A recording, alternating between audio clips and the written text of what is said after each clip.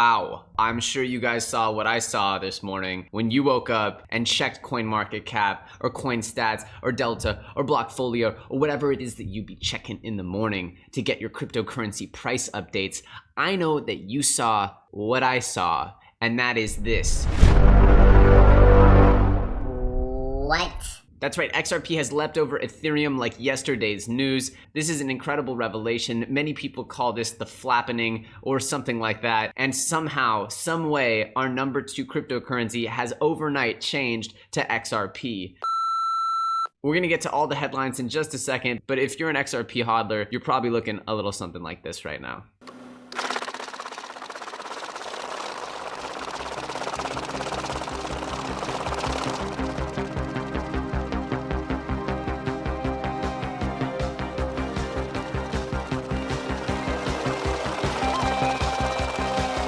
Just to shout out all of the OGs who shouted out the original FUD TV style that we came with yesterday. We're gonna do another vintage episode today. That's right, get ready for another vintage FUD TV episode. Strap in, get ready, here come the headlines. Oh yeah, and I decided to wear not a shirt, but a polo. It's a Friday, okay, let me live. XRP races past Ethereum to grab the number 2 spot on the cryptocurrency market caps. Coinbase fights back against initial report that it fakes its volume. The Bitcoin ETF faces yet another delay. Billionaire Bitcoin bull Michael Novogratz claims that seller fatigue indicates that the Bitcoin price has reached a bottom. Tim Draper stands by his $250,000 Bitcoin price prediction for 2022. Cryptojacking is up nearly 500% in 2018, and you've got no one to blame except the NSA. Coinbase and Binance continue to hire at a fever pitch, indicating the rapid expansion of the cryptocurrency markets. Fidelity reveals that it said no to an investment in the Backed platform, instead opting to be a competitor. California puts a moratorium on cryptocurrency donations to political campaigns. A new IBM patent sets its eyes on blockchain for drone flight security. Senators strongly encourage the IRS to update their outdated cryptocurrency taxation guidelines. We've got all your headlines mixed with some daily market analysis. I'm Elio Trades, and your FUD TV update starts now. Diving in here right at the beginning, we have a 4% pump in the Bitcoin price, now sitting comfortably right above that $6,600, close to the $6,700 mark. Ethereum with an almost 9% pump, well over $220. XRP, of course, is the big winner. At one point sitting as high as 75 cents, XRP has had a massive pump over the last few days. When I was going to sleep last night, it was well under 40 cents. And when I woke up this morning, it was at one point over 70 cents. Now it's pulled back to about 60 cents, which seems like a healthy pullback. But if we see, of course, Ripple make any more movements in the upward direction, especially as dynamically as we saw today, we can see this start to smell a little bit like the days of old, with cryptocurrency market caps jumping an almost unthinkable amount in a small amount of time.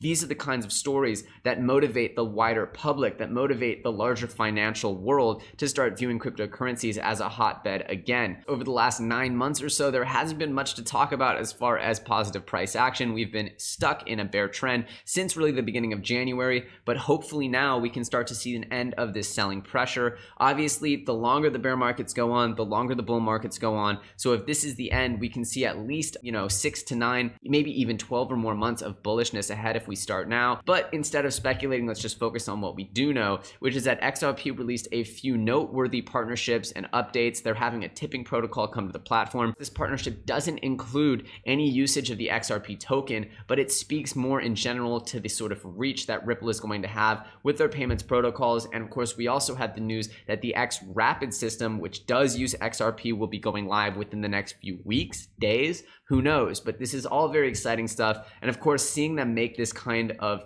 price action movement is always really exciting, because whenever you see that kind of price action movement, you can start to say, okay, these are the kinds of things that for better or worse are going to make headlines and get people re-engaged with buying and selling cryptocurrencies, trading them more avidly. If you follow the cryptocurrency markets pretty closely, you'll also notice that Stellar Lumens is notorious for sort of riding on Ripple's coattails whenever Ripple has a really big pump, like when Ripple was going from $1 to $4 last year. XLM had an amazing run up to about $1. or a little higher than that even. So XLM now is sitting at about a 20% pump. Obviously, these aren't all-time highs by any means, but it's showing exciting signs. This isn't just a small movement. This is a really big movement, and it really reminds me of the way price action was at the end of last year or throughout 2017. So hopefully we can see more of these types of movements, and I think if you see another XRP movement to the tune of 50, 60, 70% in a day, and it's able to hold those gains, then you're going to start to see a lot more excitement from mainstream financial investors and really just mainstream culture back into cryptocurrencies, seeing this as a rebirth of the bull run. We also predictably got word from the SEC that they're yet again delaying their decision on the physically backed Bitcoin ETF presented by VanEck and SolidX. If you've been following this topic, this should come as no surprise to you, as this was pretty well predicted from the beginning that the SEC would take all of the prescribed delays that they would want, which can extend till about February 2019. I know myself personally, as well as a lot of other people in the space, are expecting them to take all the time that they have available, and that would mean that we should start seeing more serious talk around the Bitcoin ETF around Q1, middle of Q1 next year. With the news of Hester Pierce, the SEC commissioner, being so bullish and really open-minded towards cryptocurrency investment products, mixed with all of this positive news, of course, we also know that the backed platform will be offering something quite similar to the Bitcoin ETF, and that will be going live within the next few weeks. Not really sure how they've navigated the regulatory waters there, but it seems as though that's not a question mark looming over the backed platform, and that they do have regulatory certainty, at least as I understand it. So we may or may not be able to participate in something like an ETF within the next few days or weeks. It's all very exciting and hopefully will lead to a lot of bullishness throughout Q4 of this year. Returning to one of our favorite Bitcoin bulls of all time, we have Michael Novogratz explaining that seller fatigue indicates that these prices have really reached a bottom and that we have nowhere to go but up. Obviously, that would be a bit of an overstatement, oversimplification. I had been holding out to see Bitcoin hit or between the 3 to 5K range at its bloodiest, thinking that if it were to go down and break downward to those levels, that we would start to see, the real altcoin shakeout. And to be fair, we have seen some horrific drain of the alts. We've seen Bitcoin get back to almost its 63% market dominance that it was at before the crazy bull run of November, December. But obviously, until Bitcoin makes a huge move, we can't expect the rest of the altcoin market to come along with it. But once we get a really nice movement with Bitcoin, we can start to expect that that would really translate into a lot of the altcoins as it has in the past. However, I'm still holding out for that. Bitcoin's movement of 4% is great, but it's not as encouraging as Ripple's explosive growth upwards. We're going to have to see how that growth and that gain holds to make sure that we understand whether this is really the signs of a new bullish trend or whether this was sort of a one-off anomaly that just created a bunch of sort of good sentiment on a short-term basis in the market. We also have the notorious Tim Draper sticking by his 2022 prediction for a $250,000 Bitcoin. I certainly hope he's right. Obviously, we have John McAfee at the more bullish side saying that it's going to be $1 million by the beginning of 2021. We'll see who's right there. Obviously, if McAfee's right, then so is Tim Draper. Let's hope for many reasons that McAfee doesn't make good on his bet. One, we all wish that Bitcoin will be worth $1 million. And two, nobody wants to see that. We also have a pushback from Coinbase explaining that they don't engage in proprietary trading. They want to clarify that Coinbase does engage in trading against their consumers on the market. They will go and they will match orders and provide direct trades to their customers looking to buy Bitcoin and cryptocurrencies. What they're explaining is that when people don't place orders through an order book like Coinbase Pro, they go to the traditional Coinbase consumer app that a lot of people are familiar with. There's not an order book that they can go and match and find trades existing on the order book. They just go and see a price and they choose to buy. And so then Coinbase will go and provide a liquidity solution and essentially fulfill that order. And a lot of times it's them trading against the customer, and it's not two customers trading against each other or two traders trading against each other. That's what they mean by up to 20% of their volume is fake. It's not fake. It's essentially them just matching orders from the platform to the customer. They're saying it is not the platform trading against itself to create fake volume. I will say this makes a lot more sense because if you're just going to do that, you might want to run it up even more, and that way you get your exchange more highly ranked. This is called wash trading, and this is a very common tactic for both cryptocurrency coins to boost their values as well as exchanges to show higher liquidity, higher volume.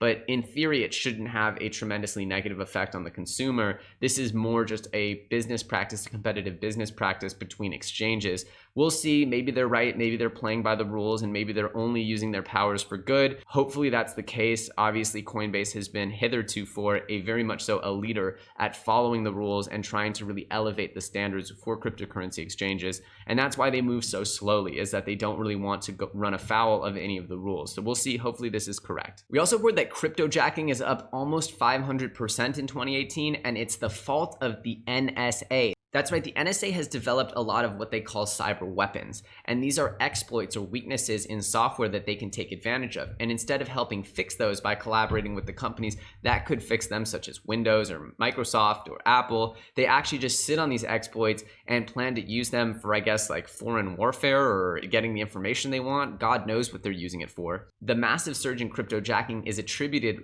this year to the leaking of something called Eternal Blue, a tool used to exploit vulnerabilities in the Windows-based systems. Windows and the NSA both have their share of the blame for the leak, which occurred in April 2017 when a group calling themselves Shadow Brokers put a packet of stolen NSA tools on the market. A patch for Eternal Blue has been available for 18 months, and even after being exploited in two significant global cyber attacks, WannaCry and NotPetya, there are still countless organizations that are being victimized by this exploit, and it's being used by mining malware. While the malware relies on outdated Windows software to function, Microsoft points the finger at NSA for, quote, stockpiling cyber weapons. Essentially what's going on here is as the US government or governments in general get their hands on cyber weapons, they eventually leak or become public, and the sort of bad actors get their hands on them. This was the argument that John McAfee eloquently stated when he was debating the FBI when Apple was really under scrutiny for not releasing the master key so that the FBI could just unlock all iPhones.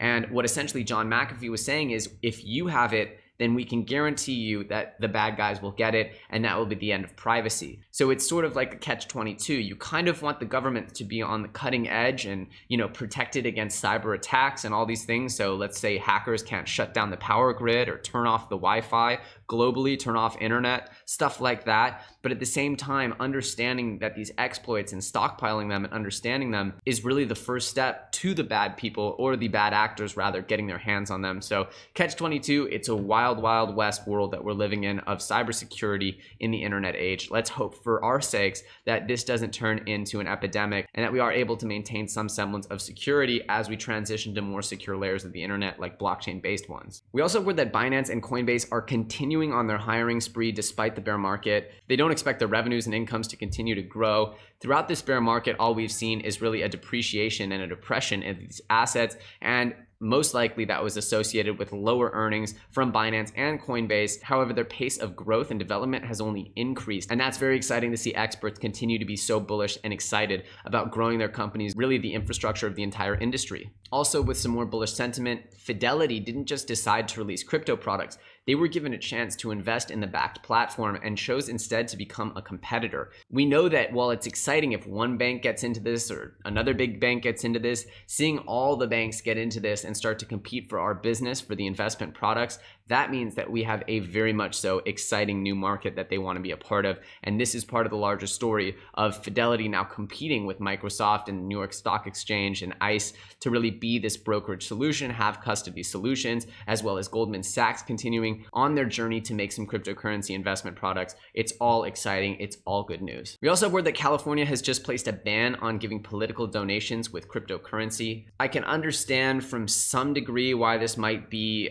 justifiable, but let's hope that this ban really comes down, because I really hope that in the future the cryptocurrency community can make its voice heard on the national scale by really doing what all groups that have influence in the country do, which is give to candidates that support their vision, their view of how the world should be. Cryptocurrency, of course, we can cash out of it and give donations, that's fine, but I still think it would make a lot more sense to not have that step. And a lot of people in this community, I'm sure, would agree with me that to be able to buy things, to pay taxes, to give political donations, cryptocurrency should be seen as money, as assets that you should be able to easily transfer. So hopefully we're able to see the dawn of that day in the near future, and we have that to look forward to. Interestingly, IBM has just put its sights on a blockchain patent that will track the flight path of drones. This is exciting because obviously as drones become more integral, not only in our sort of private worlds, but as the consumer applications of them become more integral, like drone delivery of packages, flies up to your window in your high rise, you reach out and grab your bagel and coffee, that sort of thing.